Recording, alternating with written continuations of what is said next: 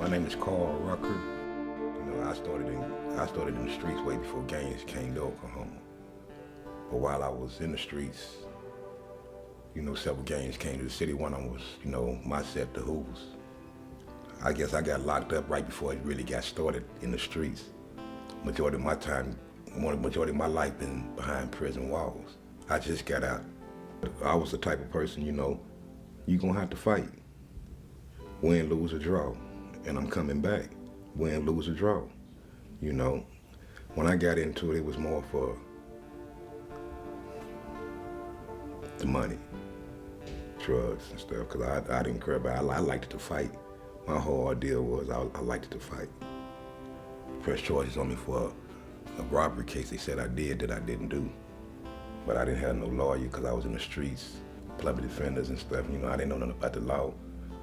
You know what I'm saying? Went to prison. But a lot of my time, behind them fences, I'd have been in a lot of riots, gang fights, racial fights, lockdowns and everything else. My wife would come visit.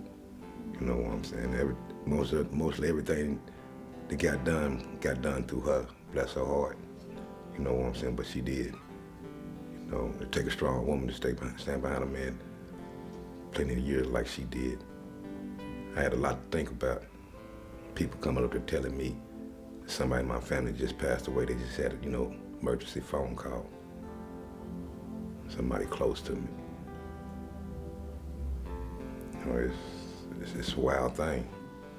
When my mama first got sick, I didn't know how bad it really was because every time I called home, everybody told me she was all right.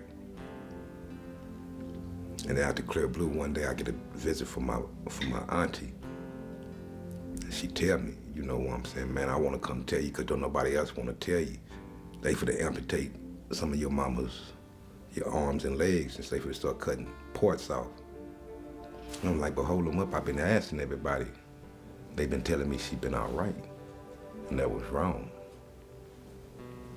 I didn't know that she was really that sick, But before she passed, me and I had a heart-to-heart talk, and I promised her that I'd try to do better with the rest of my life. And that's what I'm trying to do. I'm still trying to adjust. You know what I'm saying? I didn't live my life for 25 years a certain way. All my kid years, all my growing up years, 20s, 30s. You know what I'm saying? Then come out to society, it's strange to me. Hard to get a job or anything. All I got is my kids, I got a few kids grown, and they love their daddy. It was one thing I did when I was behind the fence, I always wrote them. And then my son, yeah, he's another thing, he from a different set. And I try to talk to him, but I was messed up because I was gone all this, his kid years. That's all he knew. I'm ready to try to help the kids. See, I want to do something for the kids that wasn't done for me when I was a child.